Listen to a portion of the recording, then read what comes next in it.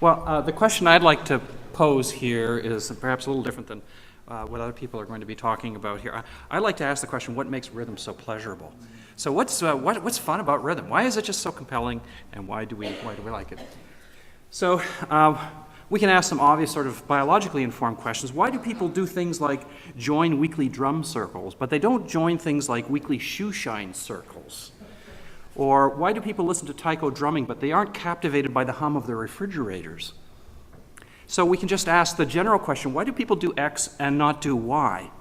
And here affect comes into play here. My favorite definition of emotions comes from Calvin Tompkins' very nice work. He describes emotions as motivational amplifiers. So what happens is we're more motivated to behave in a particular way under the influence of an emotion than when we don't have that emotion. So emotions are compelling subjective feelings that motivate an individual to behave in ways that are normally adaptive. And of course then we have this notion that emotions are valence, there are positive and negative emotions. The pleasurable ones encourage us to do certain things, and the negative ones discourage us from doing certain things. And the other thing to say then is that there are no neutral emotions. You can't feel strongly neutral about something, although sometimes politics seems to want to invite that. Aesthetic philosophy has long been skeptical of hedonic views, this idea that somehow the pleasure is what makes us motivated to do certain things. Yet the idea is that people that don't engage in music because of some pleasure, it just is simply biologically implausible. There has to be some sort of reason for this. Okay. So most of the psychological research on emotion, which is sort of regrettable, it really goes after the big button emotions, things like joy or happiness and anger and fear and so forth. And I think that one of the things that's really missing from the literature is what I like to call micro-emotions. So we should consider the less obvious feeling states that also have motivational behavioral consequences. And I think these are especially important in the case of music. So let me give you an example. Itchiness. So normally most psychologists would think that, or people who do emotion research, they would not think of itchiness as being an emotion. Yet for 99% of human history, we've been covered by lice and fleas. And for those of you who have a pet cat or a dog, you know that they're often scratching away. Scratching, in fact, is actually beneficial because it dislodges the nits and reduces infestation. They lay their eggs right there in your skin. And the feeling of itchiness promotes scratching, and we've all had the experience that scratching can actually be intensely pleasurable. In fact, the inability to scratch an itch is something that when it came to NASA, so you can just imagine if you're about to go out and do a 3-hour spacewalk and you're putting this thing here and you're thinking, oh my God, I just had to scratch my nose. Well, in fact, it's designed into these things. So both cosmonauts and astronauts, within the helmet, there's a stick that sticks at the bottom of the thing with a piece of Velcro on it, and they can't actually scratch their nose. So are these compelling affective states? You bet. So the conclusion here is that the feeling of itchiness is a distinctive subjective feeling that encourages behaviors that in fact are normally adaptive, and therefore itchiness conforms to a common definition of emotion. It's just people don't think about them this way.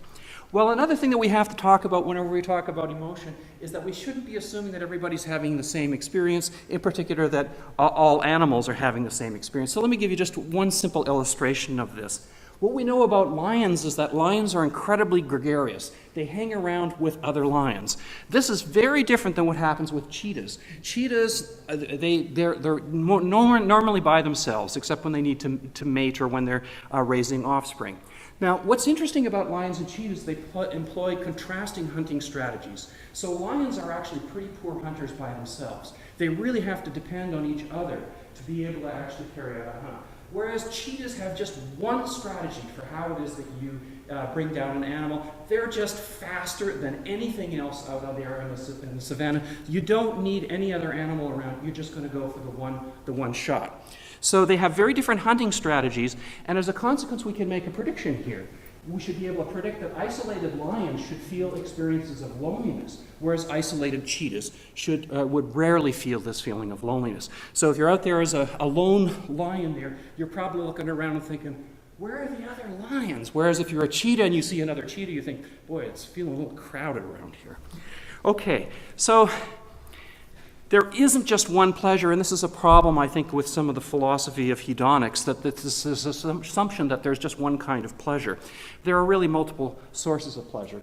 Eating, engaging in sex, nurturing one's children, solving puzzles, receiving praise, and even scratching an itch. There's what I like to call the dinner party model.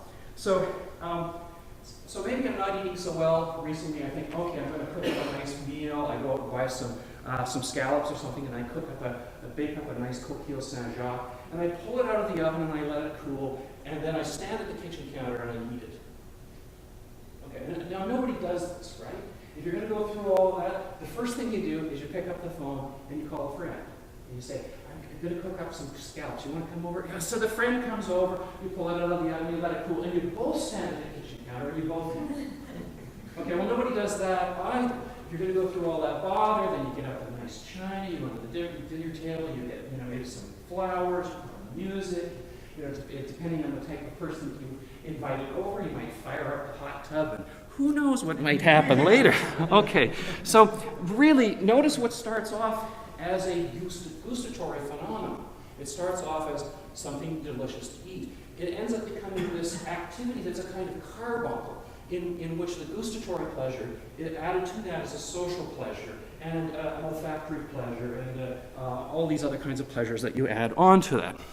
In fact, we can see this in the sports bar. So in the sports bar, there's oxytocin releases that happen because when you're doing the high fives there, and you're doing all the social bonding stuff, we know that oxytocin's being released. If your team is winning, you're going to get the serotonin thing happening, right? Yeah, you're going to feel on top of the world, and you're going to get all that alpha stuff happening because of that.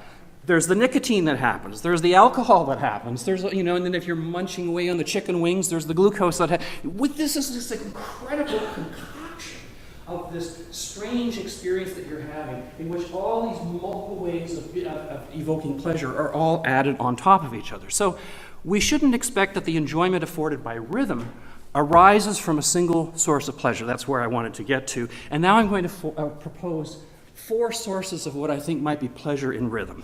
They are vestibular stimulation, social entrainment, processing fluency, and animacy cues, and now I'm going to go into a little more detail on each of these. So first of all, I'm sure all of you are familiar with this work of Jessica Phillips-Silver and Laurel Trainor. This is the Bouncing Babies work, where they bounced the babies while they listened to an ambiguous rhythm, and they were either bouncing in the two interpretation, the duple interpretation, or bouncing in the triple interpretation, and then they showed that the babies had a preference for the explicit interpretation of that rhythm that corresponded to the way in which they were bounced to the music. They then replicated that study with adults and showed the same thing, and then they did this wonderful thing where they had this kind of concoction where they could, of course it's hard to, you just if we've got a full-grown adult, we're going to try to bounce our adult. This is a little hard to do. So they created this little kind of concoction where they could move their legs, and it was kind of this weird bit, or they could move their torso, or they could move their head. And they isolated this phenomena to just the movement of the head. The head movements are necessary and sufficient in order for this effect to happen. Then they did this lovely study in which they used electrodermal stimulation just behind the ear to interfere with the vestibular nerve and showed that when you did this, the effect went away. So they really kind of nailed it in terms of vestibular stimulation is important in terms of the perception of the rhythm. Okay, so that's just what we said there. So here's something that's not in the published accounts. This was from a dinner I had with Laurel Trainor a couple of years ago, and she told me this story. First of all, let me point this out about those of you who have done any developmental work. You know that working with infants is a difficult thing to do. Normally, 1/3 to 2/3 of your data is going to be discarded because working with infants, they very predictably do things like start crying or fussing, or they just simply fall asleep. This is common in developmental work when you work with infants. So Laurel's telling me the thing about this bouncing baby experiment that they did that really stuck out in her mind, and again is not documented, is that none of the data was discarded. It was the only experiment that she had ever done, or that she ever knew of any developmental person working with infants, in which none of the data was discarded. And the reason why? Babies love to be bounced. They just love this. Being bounced was just this terrific thing that they enjoyed. So let's do a little speculation about this. So first of all, let's try taking your pet cat or your pet dog. Let's take your, if you're doing this with your little, your 3-month-old, and you're bouncing them up, and they're having this great time, and now you pick up your cat, and you start doing this with your cat, and you better be wearing chainmail or something because you're going to be scratched to bits if you do that with your cat or with your dog. They don't like being bounced. I don't know where the reference for this is, but I remember reading this in some report somewhere where they had put a trampoline in the chimpanzee area in a zoo because someone had this idea that the chimps would really love bouncing up and down on the trampoline. And what they found was that no, chimpanzees don't do that. They found the trampoline a very nice place to sleep, but otherwise they didn't jump up and down. So why do humans, and I suppose kangaroos, love to bounce, but not other animals? Kinesiologists have measured the acceleration forces involved in various gaits for many different animals, and what they find is that for most animals, the acceleration forces on the head are really quite small. So most four-legged mammals, when you actually watch what goes on with the head actually remains rather stationary. There's not very much activity going on in these forces. When you look at the kinesiological data for human beings, you see that there's this huge massive forces that are happening, these acceleration forces that happen when we're walking and when we're running. They're enormous. There are excellent reasons why animals don't like to have their heads jerked around. Right? Very good reasons. You could break your neck. You can do all sorts of damage. It's not a great idea to start bouncing these things around. Humans are an exception. The acceleration forces on the head when walking are extraordinarily high. Humans tolerate head jerking that most other animals would find intolerable. So, we can ask the question, what motivates an ape to get up and walk on 2 legs? And by the way, this is the same thing that's going to happen with an ape. If the ape is on all fours, the forces on the head are going to be rather small. Once it gets up onto its feet, starts doing this, now you're going to start having these jerk motions, these strong acceleration forces. So there's this engineer named Mark Riggle who has a theory of human bipedalism, and he has what I think is a very interesting theory which should be much better known. I don't know, in fact, anybody else who knows Mark Riggle's theory apart from him and me. His argument is that at some point in human evolutionary past, the wiring from the vestibular system that goes into the limbic system that says, start doing this to the head, and what you do is you feel, that's really unpleasant. I don't want to do that. That somehow what happened was the wiring ended up going off into the pleasure circuit. And all of a sudden, jerking the head, instead of being unpleasant, became pleasant. And now what happens when a hominid gets up on their hinds and they start doing this? Hey, that's okay. That's okay. And all the rest of it comes. When you think about it from an evolutionary perspective, all the other morphological changes that have to happen in terms of the legs and the hips and so on, they have to happen after you've already got an animal that's spending a lot of time doing this. Right? So back to emotion. What's emotion all about? Emotion is about motivating specific kinds of behaviors. Right? So, okay, let's just follow that through. So we're a bunch of bobbleheads. Our head bobbing is one of the most common motor behaviors that happen in the case of music. Let's go back and revisit Snowball. So we all know about Snowball and synchronization to the beat, but we have to ask the question, why is Snowball bobbing his head and sometimes stomping his feet? Okay. Rather than, say, blinking his eyes in synchronization or making his beak clap in synchronization.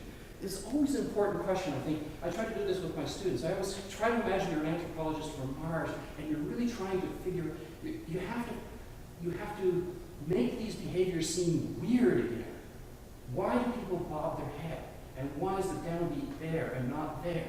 And why do they tap their feet? Why don't we blink our eyes in time to music? You have to ask them really obvious questions. Okay. So let's do the hedonic analysis. Why do X instead of Y? And the answer has to be because X is more enjoyable. Why does Snowball bob his head? Probably because it's enjoyable. Why does Snowball sometimes stomp his feet to the beat? Because foot stomping and head bobbing are connected. What is the connection between foot stomping and head bobbing. Bipedal locomotion. What do birds and humans share in common? One of the most important things we share in common is bipedal locomotion. You move the feet, and the head's doing all that other stuff as well. Now, that's not to say that all the other things that Ani Patel has done such great work on about the learning capacity of the cockatoo is not immaterial. I'm just wanting to focus on the head bobbing here and the foot movement.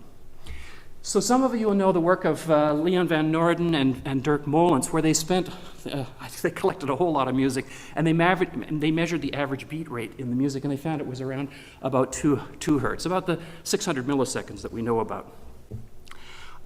They also then, this other work by McDougall and Moore, in which they put accelerometers on people's bodies, and they measured the move, they did long-term Fourier transforms of what's going on here. And if you look at it, your head bobbing, when you put an accelerometer on your head, you end up at 2 hertz. Any other part of the body, stick it on your arm, put it on your leg, it's at 1 hertz. If you think about it, the arm is moving at half the speed that the head is moving. The head is bobbing at twice the speed of what. But now, look what happens when you take the head bobbing motion and you plot it to the preferred beat in music. One of the ways rhythm may be pleasurable is through the pleasure of vertical vestibular jerk. Although vestibular jerk is unpleasant for most animals, it is pleasant for humans. If Riggle's theory is correct, then we enjoy rhythm partly as an artifact of limbic wiring selected to promote bipedal locomotion. Okay, let's quickly go through the other ones. There's all this wonderful work about social entrainment. There's this lovely study that was done, again in Laurel Trainor's lab, where they bounced infants, again, or children, to either in synchrony with an experimenter who was also bouncing or out of synchrony, and then later on they did a test of how helpful the child was. And the child that had been synchronously bouncing with the experimenter was much more likely to help out in a social situation. Humans are intensely social animals. Why do we engage in social behavior? The ultimate cause is because it enhances inclusive fitness. The proximal cause is because it's pleasurable. What is a good index of social cohesion? Synchronous behavior. What behavior is most obviously synchronized? Physical movement. So we can see that in all sorts of things like the enigma of the war dance, where emotional contagion and social cooperation go hand in hand. Okay, the third one here has to do with processing fluency, and again, we don't have a whole lot of time here for this, but the basic idea is that things that are easy to perceive or easy to process cognitively are going to be more pleasurable. If we now ask the obvious question about music, music is most certainly the most repetitive stimulus that we encounter in common human experience. When you think about it, music is incredibly repetitive. Even architecture, although it sometimes approaches music in its repetitiveness, doesn't hold a candle to it. And if we ask what's the most repetitive part of music, the answer is rhythm, typically. So repetition facilitates prediction, and prediction facilitates processing fluency, and processing fluency leads to pleasure. We then misattribute that, for those of you who know the work of Dutton and Aron about misattribution, and when we ask the question, why does the downbeat sound nice? It's because it's highly predictable, and listeners misattribute processing fluency to the stimulus itself. And we can see that in such things as the anticipation, where a note happening in a weak metric position immediately prior to a strong position that's likely to happen increases the certainty or increases the probability that an event will happen immediately following. So the anticipation, the presence of the anticipatory note, increases the processing fluency of the subsequent note and therefore is pleasurable. Okay, let's move on to the last of these, animacy. Some of you may know of this literature. Michaud did this classic work in the 1940s related to the perception of causality. There's the Hyder-Simmel demonstration. You've probably seen it. It's a film with geometric shapes moving around where people interpret the geometric shapes as behaving in certain ways, like a square or a circle that would be shy or aggressive or whatever. And then there's Premack's work, did beautiful work with these sort of balls moving on a computer screen. When you make the balls move in accordance with Newtonian mechanics and you ask people, tell me about the yellow ball, and they'll say, oh, it sort of ricocheted off here and did that. But if you make them move in a way that's not in accordance with Newtonian mechanics, and you ask them to tell me about the yellow ball, they'll say things like, oh, it's shy. Or the green ball, oh, that's aggressive. So the key here is jerk motion. So when there's a change of acceleration, then you're more likely to interpret the origin of that as an animate agent rather than an inanimate relationship. So we also have the same thing in sounds. Here's my way of putting it. What's the most important thing we ever learned from computer music?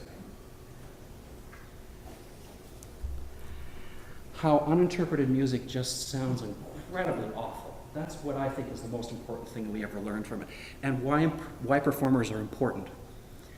And now we ask the question, what do performers do? And of course, what performers do when we interpret these things is they add rubato.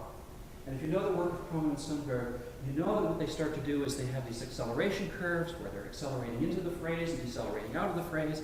And what happens at these phrase boundaries, if you're decelerating and then you accelerate, any physicists here, you decelerate, then you accelerate, then that's jerk motion, which is characteristic of animate agents. And what it does, the way people describe the music once you add this to it, is they say, adding rubato to the music makes it come alive. So now there's this little switch in the brain we think is going on here that's parsing the environment in terms of inanimate objects and animate agents. And when we impute affect, we do not impute affect to inanimate objects. The only ones we have to decipher as having an emotional state are the animate agents. So once the music is perceived not as some mechanical device, but as an agent acting in the world, now all of a sudden we can project and interpret it in emotional terms. So let's finish. This is my quick review here. We're just about finished. So these four things I'm proposing here, and I'm not proposing that these are the only things that might encourage us to hear rhythms as enjoyable, but the first is vestibular stimulation, that we enjoy rhythm as an artifact of limbic wiring selected to promote bipedal locomotion. There's a lot in that, but it's this basic idea that if Riggle is right here, then there's excellent reasons why we should like bobbing our heads up and down. Secondly, social entrainment, that we enjoy synchronous rhythmic movement as an artifact of limbic wiring intended to promote social cooperation. So social cooperation is a great way to survive, and all of the elements there for the synchronous movement that's going to encourage that. Thirdly, processing fluency. We enjoy repetitive sounds as an artifact of limbic wiring intended to facilitate accurate prediction of future stimuli. So you want to reward the brain for being so good about prediction. And when we're bad at prediction, you don't want to reward the brain. So you're having all of these reward mechanisms that are coming through. And as a stimulus, which can be very highly predictable, music does a fine job of making this possible. And then finally, animacy cues, that we enjoy rubato as an artifact of limbic wiring intended to parse the world into animate agents and inanimate objects. So all of these four things I'm suggesting actually come out of evolutionary psychology that seems reasonable. That's my story. Thanks.